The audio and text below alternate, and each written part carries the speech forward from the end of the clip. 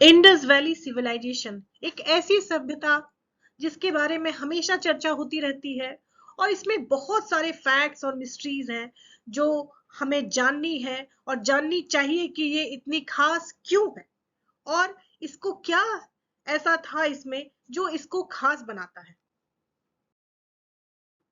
Indus valley civilisation की शुरुआत 3300 BC में हुई और लगभग 1300 बीसी तक चली।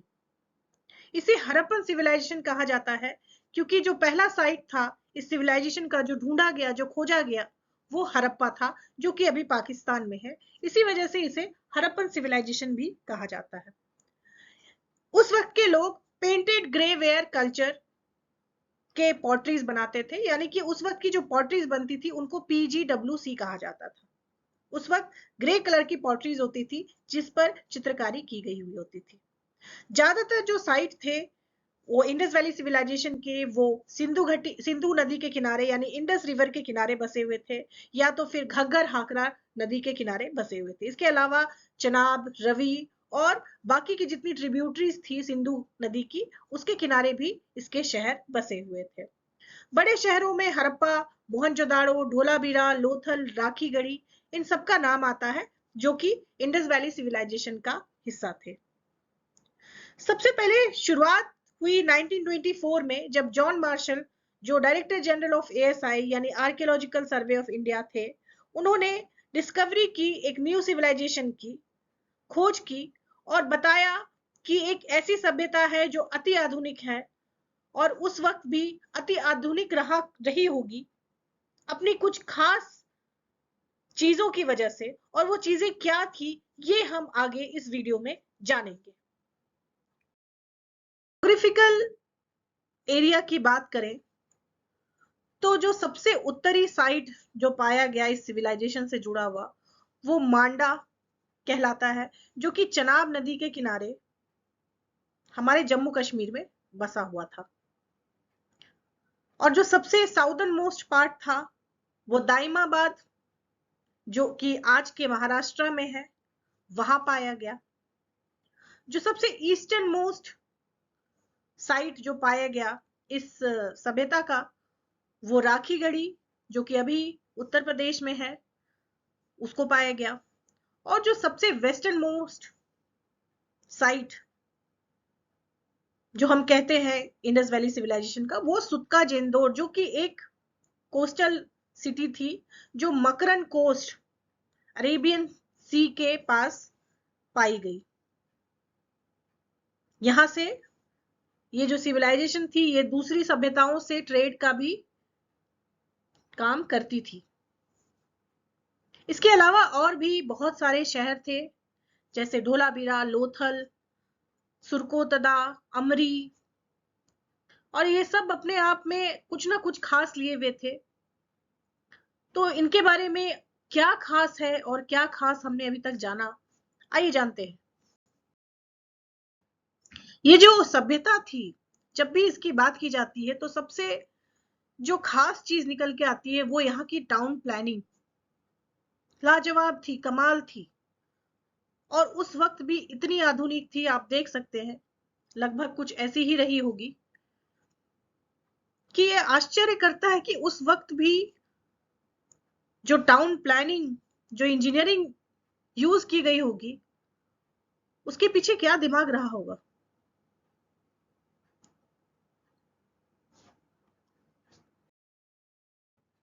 इंडस वैली सिविलाइजेशन की जो टाउन प्लानिंग थी, उसके लिए ये सिविलाइजेशन पूरी दुनिया में आज भी जाना जाता है, जो कि बहुत ही डिस्टिंग्विश थी, बहुत ही अलग थी और बहुत ही डेवलप थी। तो आइए जानते हैं क्या क्या था जो इसे अनोखा और अलग बनाता है बाकी के सिविलाइजेशन से। वहां के जो बड़े बड़े शहर थे जैसे हड़प्पा और मोहनजोदाड़ो, वो दो भाग में बटे हुए थे। एक भाग सिटाडेल कहलाता था और दूसरा भाग लोअर टाउन कहलाता था। सिटाडेल में वहां के राजा महाराजा और जो एडमिनिस्ट्रेटिव लोग थे वो रहते थे, और जो लोअर टाउन था वहां पे वहां के कॉमन लोग रहा करते थे। लोअर टाउन के या शहर के जो मकान थे वो पकी हुई ईंटों से बने हुए थे। ये भी अपने आप में एक कमाल की चीज थी कि उस वक्त के जो कंटेम्प्रेरी सिविलाइजेशन थे, जैसे इजिप्शियन सिविलाइजेशन, जो कि अपने आप में ही बहुत डेवलप माना जाता था, वहां के लोग भी बर्न ब्रिक, पकी हुई ईंटों का इस्तेमाल नहीं करते थे उस वक्त। वो कच्ची ईंटों का ही इस्तेमाल करते थे मकान बनाने के लिए। लेकिन हमारे इंडस वैली सिविलाइजेशन के लोग उस वक्त भी पकी हुई ईंटों का मकान बनाने में इस्तेमाल करते थे। तो सोचिए कितना कमाल की इंजीनियरिंग रही होगी उस वक्त की। दूसरी जो बहुत खास बात थी, वो थी वहां की ड्रेनेज सिस्टम, जो कि covered drainage through out the city follow किया जाता था। मतलब आज की तरह नहीं कि कहीं भी नालियों में कचरा फेंक दिया, नाली कहीं से भी निकल रही, ऐसा नहीं था। बिल्कुल ही सिस्टमेटिक था सब कुछ, ड्रेनेज सिस्टम, कहीं कोई गंदगी नहीं थी। टाउन का जो सड़क था, जो सड़कें थी, वो एक ग्रिड सिस्टम फॉलो करती थी। मतलब हर सड़क दूसरी सड़क को 90 डिग्री में काटती थी। और ये grid system through out the town city follow किया जाता था। जितने भी मकान थे उनमें एक कोर्टयार्ड पाया जाता था, अपना एक बाथरूम होता था। कालीबंगान जैसे साइट्स पे घरों में अपने कुएं पाए गए हैं। धोलावीरा और लोथल जैसे साइट्स में जो है वो डिफरेंट डिफरेंट सेक्शन दीवालों से बांटा बांटा हुआ पाया गया। और पूरा का पूरा शहर जो लोथल और धोलावीरा का है, वो फोर्टिफाइड है दीवाल के जरिए, चारों तरफ से दीवाल से घिरा हुआ है। तो सोचिए क्या कमाल की इंजीनियरिंग रही होगी शहर को बनाने और बसाने में। और यही वजह है कि Harappan civilization, Indus valley civilization अपने आप में ही खास और बेमिसाल माना जाता है। हड़प्पा जो साइट है, जो सिटी है, वहां पे ग्रेनरीज भी पाए गए हैं। और ये ग्रेनरीज जो होते थे, उनका इस्तेमाल अनाज को स्टोर करने के लिए किया जाता था। ये ग्रेनरीज सीतादल एरिया में ही पाए गए हैं। तो इससे ये पता चलता है कि जो वहां के एडमिनिस्ट्रेटिव लोग थे, वो अनाज का भंडार अपने पास अपने कब्जे में रखते थे और अपने तरीके से चलाते थे। तो एक रूलिंग सिस्टम होने का भी संकेत ये देता है। अब जो अलग अलग साइट्स थे इंडस वैली सिविलाइजेशन के, उसको किसने खोजा, कब खोजा और वहां क्या कुछ पाया गया, आइए वो जानते हैं डिटेल में। हड़प्पा जो साइट है उसकी खोज दयाराम साहनी ने 1921 में की। वहां पे एक बुलोक कार्ट, ग्रेनरी, जैसा मैंने बताया कि ग्रेनरी पाई गई। आप देख सकते हैं पिक्चर में, ये ग्रेनरीज रोज में लाइन से पाई गई और यहाँ पे अनाज का स्टोरेज किया जाता था। ये हड़प्पा में पाया गया, द ग्रेनरी एट हड़प्पा। और ये जो हड़प्पा साइट पाया गया, ये अभी पाकिस्तान के पंजाब डिस्ट्रिक्ट में रवि नदी के किनारे सिचुएटेड है। मोहनजोदाड़ो जो दूसरी बड़ी सिटी थी उस वक्त की, उसकी खोज आर.डी. बनर्जी ने 1922 में की और ये इंडस रिवर के किनारे पाया गया। और जो आज के लरकाना डिस्ट्रिक्ट, जो पंजाब पाकिस्तान में है, वहां सिचुएटेड है। यहाँ पे जो सबसे खास स्ट्रक्चर पाया गया वो ग्रेट बाथ था। ग्रेट बाथ वो जगह थी जहां पे कहा जाता है, या खोज से ये पता लगा कि वहां पे रिचुअल्स होते थे उस वक्त के। ये एक आधुनिक स्विमिंग पूल की तरह है, आप देख सकते हैं इसमें सीढ़ियां भी है, चेंजिंग रूम्स हुआ करते थे लोगों को कपड़े बदलने के लिए, और सामूहिक तौर पे स्नान करने के लिए ये ग्रेट बाथ बनाया गया था ताकि लोग वहां इकट्ठा हो सके। और ये जो स्ट्रक्चर है ये अपने आप में इतना खास है कि इस पे आज भी खोज चल ही रही है कि क्या कुछ वहां से पता चले। और ये इसकी जो बनावट है, इसका जो कंस्ट्रक्शन है, ये अति आधुनिक है, सुपर डेवलप है। मोहनजोदाड़ो से एक ब्रॉन्ज डांसिंग गर्ल का स्टैचू भी पाया गया, वहां पे भी एक ग्रेनरी पाई गई। पशुपति महादेव का सील भी पाया गया। एक दाढ़ी वाले महापुरुष की स्टैचू भी पाई गई, जो कहा जाता है कि उस वक्त के प्रीस्ट का स्टैचू हो सकता है, पुजारी। तो इससे हमें यह पता चलता है कि उस वक्त पुजारी और रिचुअल्स भी हुआ करते थे। मोहनजोदाड़ो से ही एक कॉटन के कपड़े का मिलना पाया गया है, जिससे हमें यह पता चलता है कि वहां उस वक्त के लोग कॉटन के क्लोथ्स का इस्तेमाल करते थे।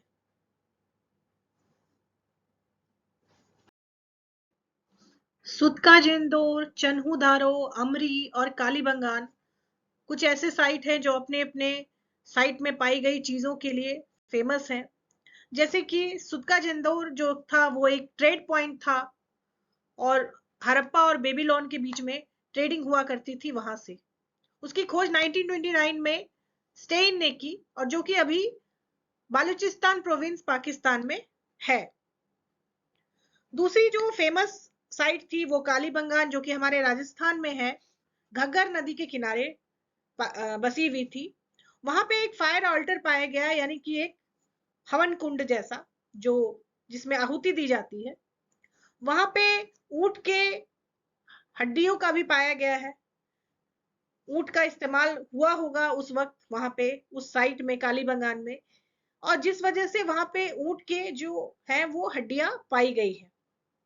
वहां पे एक वुडन प्लाव यानी कि लकड़ी का जो हल है वो भी पाया गया, जिससे पता लगता है कि जो हल है उसके द्वारा खेती की जाती होगी।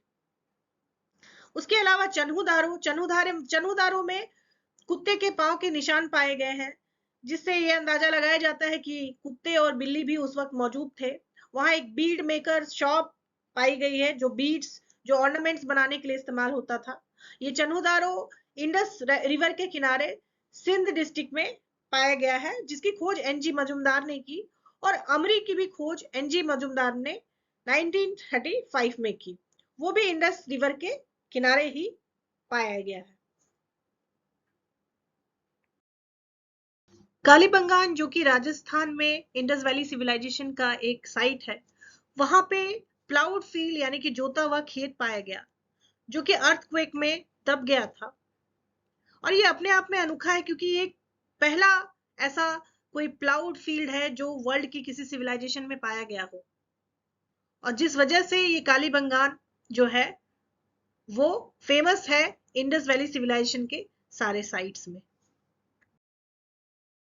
लोथल जो है वो डॉकयार्ड हुआ करता था इंडस वैली सिविलाइजेशन का, जो कि गुजरात में पाया गया।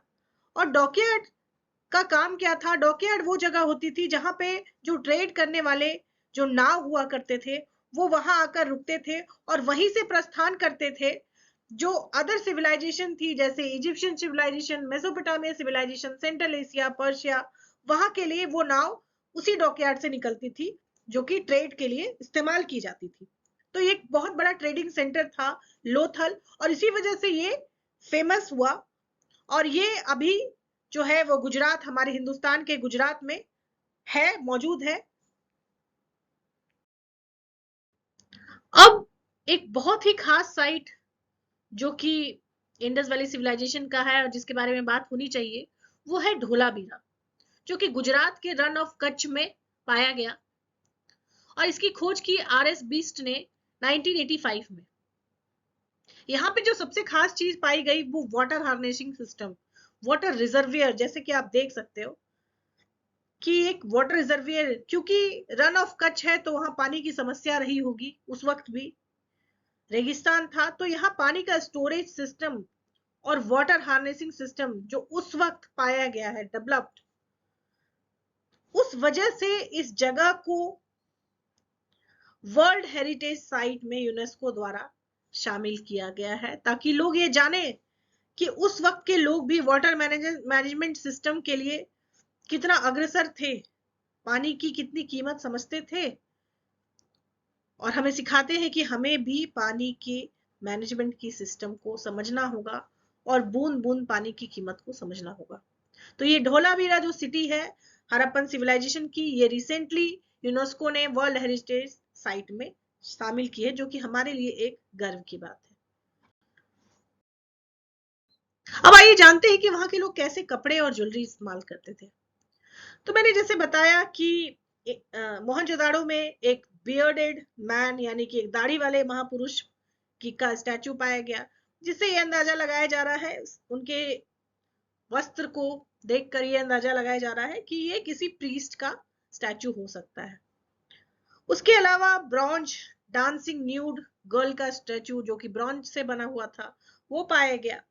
तो उससे हमें वहां के औरतों की पोशाक और ज्वेलरी के बारे में भी पता चलता है, जो कुछ ऐसी रही होंगी जैसे आप इस पिक्चर में देख रहे हो। ऐसी कुछ पोशाक जो है वो वहां के उस वक्त के लोग शायद पहना करते थे। ऑर्नामेंट्स ऐसी होती थी, बीड्स, गोल्ड, ब्रॉन्ज, इन सब का इस्तेमाल गहनों को बनाने में किया जाता था। तो और जैसा कि हमने देखा कि मोहनजोदाड़ो में कॉटन का एक कपड़ा पाया गया है, टुकड़ा, तो उस वक्त के लोग सूती कपड़े और कॉटन के कपड़ों का इस्तेमाल करते थे, ये इस बात से अंदाजा लगाया जा सकता है। अब जानते हैं कि वो क्या खाते थे और क्या उगाते थे। एग्रीकल्चर और फूड कैसा था हड़प्पन सिविलाइजेशन का। उस वक्त के जो लोग थे वो मोस्टली व्हीट और बार्ली की खेती करते थे। वैसे तो और भी फूड ग्रेन्स थे जैसे कि rye, peas, sesame, lentil, chickpea, mustard, ये सब भी उगाया जाता था। और मिलेट भी पाया गया है गुजरात के कुछ साइट्स में। हालांकि राइस को उगाने का कोई ठोस सबूत अभी तक नहीं पाया गया है। ये अभी भी खोज का विषय है कि वो वहां के लोग राइस उगाते थे और खाते थे या नहीं। पर वीट और बार्ली जो है वो उस वक्त का सबसे महत्वपूर्ण एग्रीकल्चरल प्रोडक्ट हुआ करता था। वहां के लोग, इंडस वैली सिविलाइजेशन के लोग, कॉटन की भी खेती करते थे और उसका इस्तेमाल कपड़ों को बनाने के लिए किया करते थे। एक स्टडी में पाया गया है कि हड़प्पन के जो लोग थे, हड़प्पन सिविलाइजेशन के, वो मल्टीग्रेन और हाई प्रोटीन लड्डूस जो हैं वो बनाया और खाया करते थे।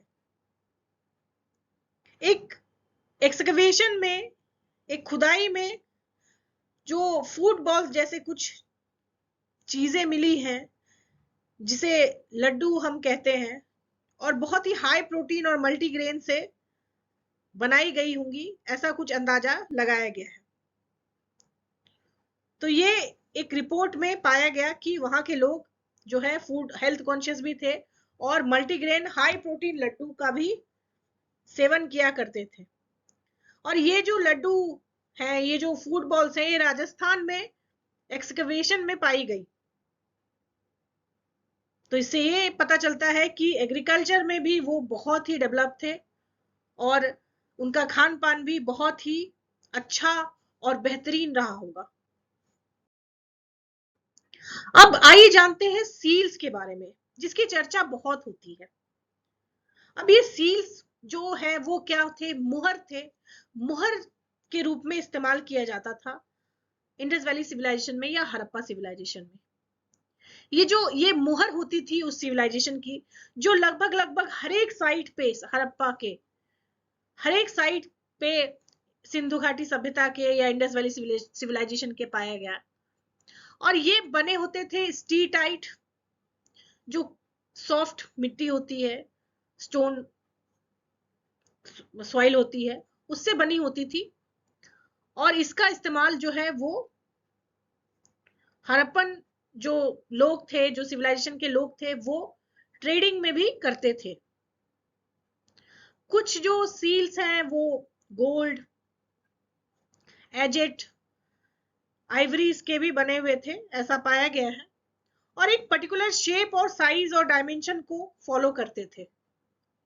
जैसे मैंने बताया कि कमर्शियल पर्पस और ट्रेड के लिए भी इन मुहरों का इस्तेमाल किया जाता था। टेराकोटा फिगरीन्स जो थे वो बहुत ही फेमस थे, बहुत ही खास थे उस वक्त के लोगों के लिए, जिसपे अलग अलग आकृतियां और उस वक्त की लिखावट छपी हुई पाई गई है। जैसा आप देख सकते हैं, ये हम्प्ड बुल जो है, ये हड़प्पा के एक सील में उभरा हुआ पाया गया है। तो कुछ ऐसा आर्ट और कल्चर था उस वक्त का। जो बर्तन थे वो कुछ इस तरह के पेंटेड ग्रेवेयर थे, देख सकते हैं आप, उस पे चित्रकारी की भी रहती थी। रिलीजन की बात करें तो आज का हमारा हिंदू धर्म बहुत कुछ मिलता जुलता है इंडस वैली सिविलाइजेशन के रिलीजन से। जैसे कि शिवलिंग का पाया जाना, फीमेल सेक्स ऑर्गन का यानी कि योनि का पाया जाना, जो कि स्टोन से बना हुआ होता था। लगभग लगभग हर एक इंडस वैली सिविलाइजेशन में शिवलिंग और फीमेल सेक्स ऑर्गन यानी कि योनि का पाया जाना ये दर्शाता है कि उस वक्त भी लोग शिवलिंग की पूजा किया करते थे। इंडस वैली सिविलाइजेशन के लोग ट्रीज और एनिमल्स की भी पूजा करते थे। ये वहां के जो सील्स हैं उनसे पता चलता है। वहां पे वन हॉर्न यूनिकॉर्न की भी पूजा होती थी और हम्प्ड बुल के भी सील्स पाए गए हैं, जिससे ये पता लगता है कि हम्प्ड बुल की भी पूजा होती थी। एमुलेट्स भी बहुत ही मात्रा में पाए गए throughout the Indus valley civilization, और जिससे ये अंदाजा लगाया जा सकता है कि वहां के लोग काफी धार्मिक थे। एक ऐसा सील पाया गया, जैसे आप देख सकते हैं इस पिक्चर में, जिसमें एक जो पुरुष है वो योग मुद्रा में बैठे हुए हैं और उसके आसपास कुछ जानवर हैं, जैसे कि राइनोसोरस है, एक एलिफेंट है, एक बाघ है और एक बुल है, और उनके पांव के पास एक डियर भी दिखाई देता है। तो जिससे ये अंदाजा लगाया जाता है कि ये जो सील है, इस पे जो कलाकृति है, ये भगवान शिव की है, जो कि योग मुद्रा में बैठे हुए हैं। तो इससे हम कह सकते हैं कि उनका धर्म हमारे हिंदू धर्म से बहुत मिलता जुलता था, या तो उस वक्त भी लोग इस धर्म को मानने वाले हुआ करते थे। ऐसा इन चीजों से अंदाजा लगाया जा सकता है। अब ट्रेड और इकोनॉमी की बात करें इंडस वैली सिविलाइजेशन की, तो इकोनॉमी बहुत ज्यादा एडवांस नहीं थी। उस वक्त के लोग जो थे वो बार्टर सिस्टम को फॉलो करते थे, यानी किसी चीज के बदले कोई चीज देकर वो सामान लेते थे। बार्टर सिस्टम वो सिस्टम होता है जिसमें एक चीज के बदले हमें दूसरी चीज बेचने वाले को देनी होती है। रुपए पैसे का इस्तेमाल नहीं शुरू हुआ था उस वक्त। और हड़प्पन के जो लोग थे, हड़प्पा सिविलाइजेशन के, वो स्टोन, मेटल और सेल का ट्रेड करते थे।